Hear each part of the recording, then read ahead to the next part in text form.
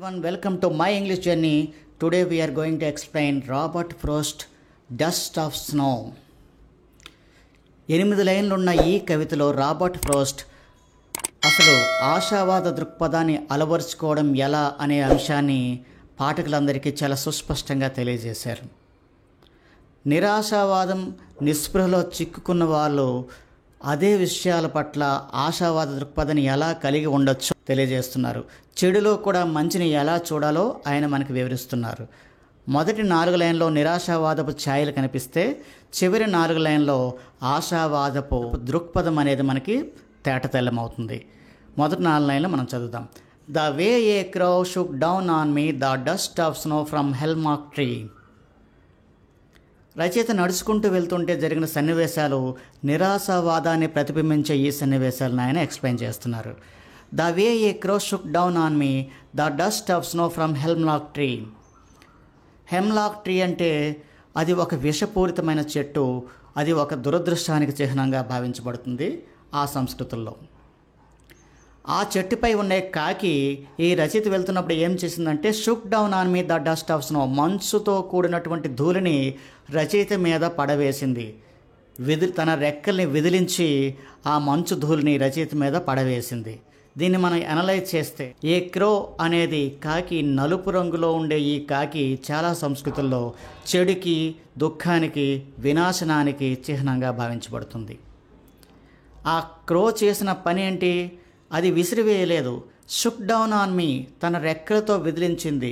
అంటే చలికి వణికిపోతూ అది గజగజలాడుతూ తన రెక్కల ద్వారా ఈ డస్ట్ ఆఫ్ స్నో, మంచు ధూళిని రచయిత మీద పడవేసింది. అంటే కాకి ఇక్కడ తీవ్రమైన అగచాట్లు పడుతుంది, కష్టాలు పడుతుంది. వినాశనానికి అది కూడా ఒక గుర్తు. దుర్భిక్షానికి, కష్టాలకి కాకి యొక్క రెక్కల విదిలింపు ఒక చిహ్నంగా ఇక్కడ తీసుకున్నారు కవి.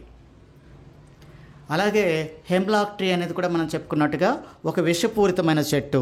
అది కూడా ఒక దురదృష్టానికి, వినాశనానికి, చెడుకి సంకేతంగా చెప్పుకున్నారు.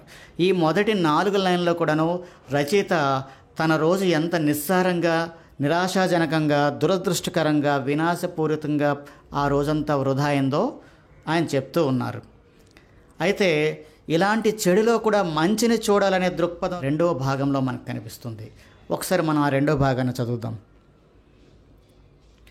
Has given my heart A change of mood. ఏవైతే చెడుగు సంకేతాలను చెప్పుకున్నామో వాటిని చూస్తేనే నా యొక్క మనసు తేలిక పడింది, నా మూడ్ అంతా చక్కగా మారింది అని చెప్తున్నారు కవి. And saved some part of a day I had rued. ఒక రోజులో కొంత భాగం, రూడ్ అంటే నేను పాడు చేసుకున్నటువంటి కొంత భాగం నుంచి మిగతా రోజు అటుంచితే మిగతా రోజంతా కూడాను అది నాకు సేవ్ అయింది. నా మనసు కుదుటిపడి ఇంకా నేను చాలా ఉత్తేజపూర్వకంగా, కార్యాచరణాత్మకంగా మిగతా దినాన్ని గడపాలి అనే నిర్ణయానికి రావడానికి ఈ చెడు సంకేతాలే కారణమయ్యాయి. చూసారా, ఏదైతే చెడు ఉందో ఆ చెడు సంకేతాల నుండి ప్రేరణ పొంది మంచి వైపు మరలాలి, ఆశావాదం వైపు మరలాలని రాబర్ట్ ఫ్రాస్ట్ అంతర్లీనంగా ఈ కవితలో మనందరికీ తెలియజేస్తున్నారు. సో ఇది ఒక చక్కని మోటివేషనల్ పోయం. Thank you.